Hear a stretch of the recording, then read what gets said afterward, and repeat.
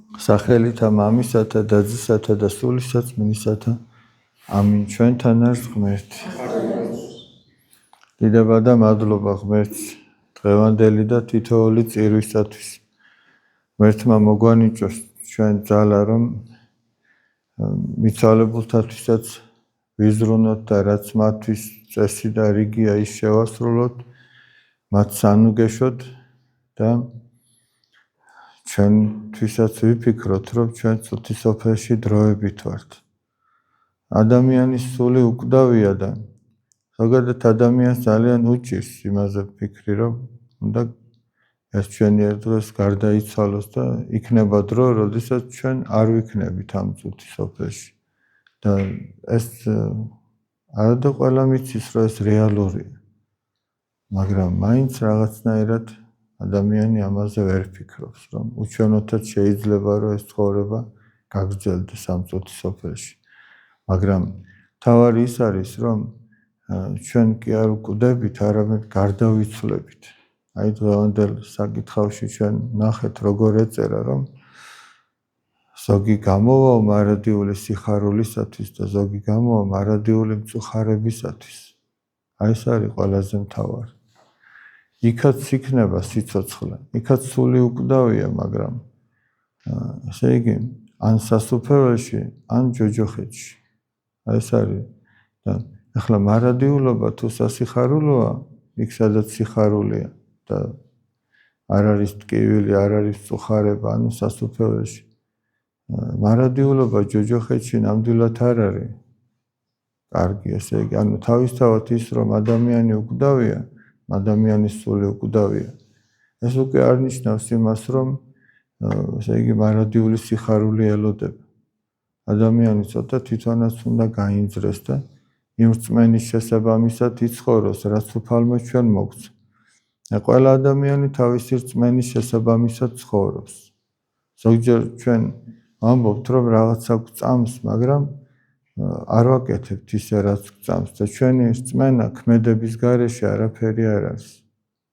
საქმის გარეშე მკვდარია რწმენა.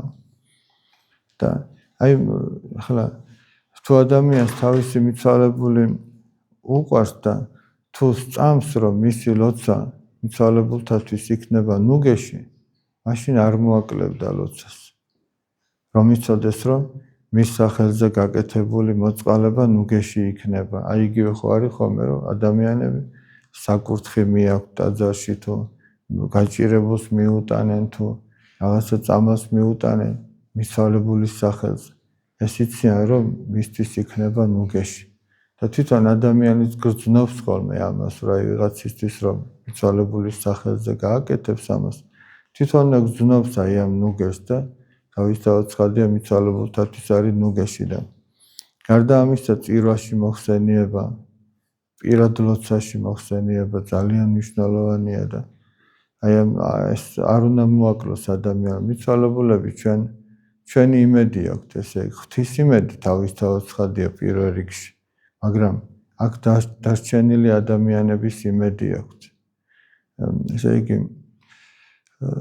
ესეთი რამე წამიკითხავს, რომ თუ რაღაცა სურვილი მოგინდა, სურვილი გაგიჩნდაო, რომ ვიღაცისთვის ილოცო, გარდაცვლილზეა საუბარი, აი რაღაცა ხო აი რომ ძლიერი სურვილი გაგიჩნდა. ესე იგიო, ღმერთს უნდაო, რომ შენი ლოცვით აცხოვნოსო ის მიცვალებული. ან ეს შემთხვევით კი არ არის მიცვალებულზე ლოცვის სურვილი გაგიჩნდეს, ვიღაცის დახმარების სურვილი გაგიჩნდეს, ეს შემთხვევით არ არის. ესე იგი, ღმერთი გაწვდის შენ აი ამ სურვილს, რომ შენი ლოცვით მას შეეწიოს. და ესე იგი, შემთხვევით არ მოდის ეს სურვილები ჩვენს თავში. რა თქმა უნდა, ყველაფერში ზომიერებაა საჭირო, მაგრამ ესე იგი, როდის მოგვიწოდებს ჩვენ უფალი, რომ ესა თუ ის საქმე ვაკეთოთ. აი მაგალითად ადამიანი ახლა ჩვენ ხო ყველა ესე ვიყავით, რომ იყო დრო, როდესაც ჩვენ საერთოდ აზრათაც არ მოგვივიდოდა, რომ აღსარება უნდა გვეთქვა. აზრათაც არ მოგვივიდოდა, რომ უნდა მარხვა შეგვენახა. მაგრამ გაჩნდა, დადგა დრო, როდესაც ჩვენ ეს აზრი მოგვივიდა. თავიდან ზოგი მეტად, ზოგი ნაკლებად გამოეპასუხა აი ამ აზრს და ზოგმა მაშინვე დაიწყო მარხვა. ზოგმა მერე დაიწყო, ამითი უფალი ჩვენ მოგვიწოდებს. რა შენ ეს აზრი გითხრა. ჩვენ ახლა ჩვენ შვილს ხო არ დავავალებთ რაიმე ისეც, რომელიც ვიცით რომ ის არ გააკეთებს, აი ვერ გააკეთებს, ვერ შეძლებს. არ შევთავაზებთ ისეთ რაღაცას, ხო? და უფალი ჩვენ მაშინ გვეხმიანება, როდესაც და იმ სახით გვეხმიანება და იმას გვთავაზობს, რასაც იმ დროს ჩვენ შევძლებდით რომ მოგვენდომებინა. აი მაგალითად სურვილი გაგიჩნდა ვიღაცის დახმარების, აზრი გაგიჩნდა. ესე იგი ეგნიშნავს, რომ შენ შეგიძლია მას რომ დაეხმარო. გაქვს უფალი მოგანიჭებს მაგის ძალას, რადგან ეგ აზრიც გაგიჩნდა. და აი საქმე იმაშია, რომ ჩვენ რამდენად გამოვეხმაურებით ამ ამბავს.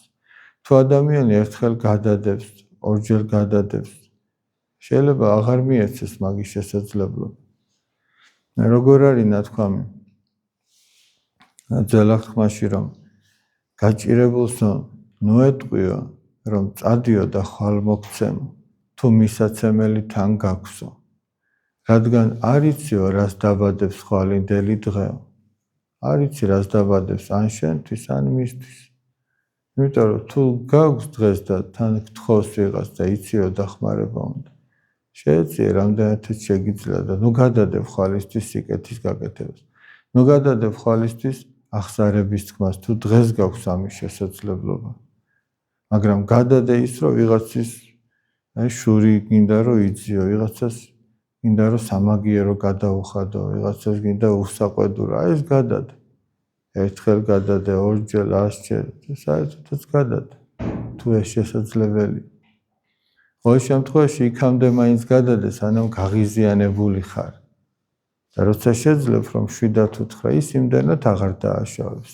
და ჩვენ პირიქით ვართ, გადავდებთ სიკეთეს და ბოროტებას ხელათვე აღვასრულებთ. და პირიქით უნდა იყოს, უნდა გადადო ბოროტება და სიკეთე არ უნდა გადადო. იმიტომ რომ იმ სიკეთის შესაძლებლობა შეიძლება აღარ მოგეცეს. აი შეიძლება გაჭირებული მოვიდეს და დახმარება გთხოვოს, შენ უარი უთხრა. მერე გზაში ინანო, მიბრუნდე და ვეღარ იპო. ესე იგი ის მაშინ იყო. მაშინ დადგა ის წუთი, მაშინ მოგიწოდა უფალმა და შესაძლებლობა მოგცა. ხვალინდელი დღე არის სულთმოფენობა. ეს არის ახალი აღთქმის ეკლესიის დაბადების დღე.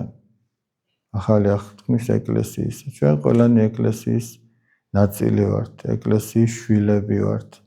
წმინდა კვიპრიანე კართაგენელი ამბობს, რომ ვისთვისაც ეკლესია დედა არ არისო, იმისთვის ღმერთი მამა ვერ იქნება.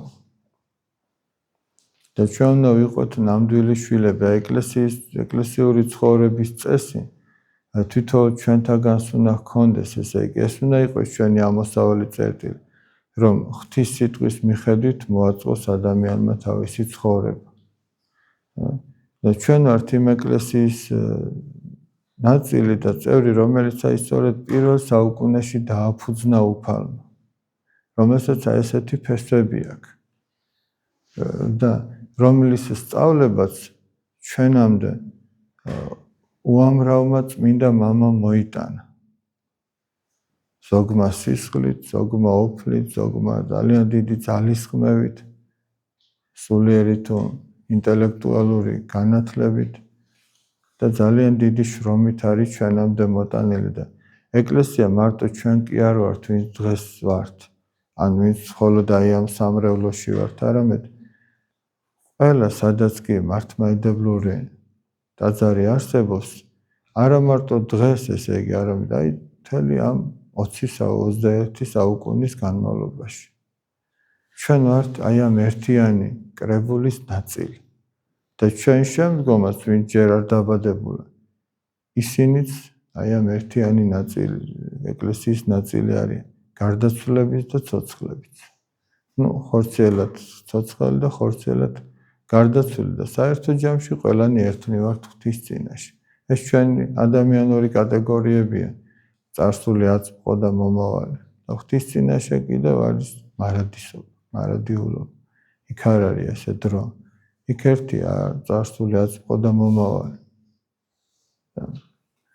ჩვენ ერთნი ვართ, ესე იგი ჩვენს და ჩვენი გარდაცვალებით და ღმერთმა ინებოს ესე იგი და მოგვანიჭოს იმისი შესაძლებლობა, რომ სიმდაბლით და მორჩილებით ერთმანეთზე ზრუნვით და ჩვენს მიცვალებულებზე ზრუნვით მათაც შევეციოთ და ჩვენი სულით სამითი გადავირჩიოთ.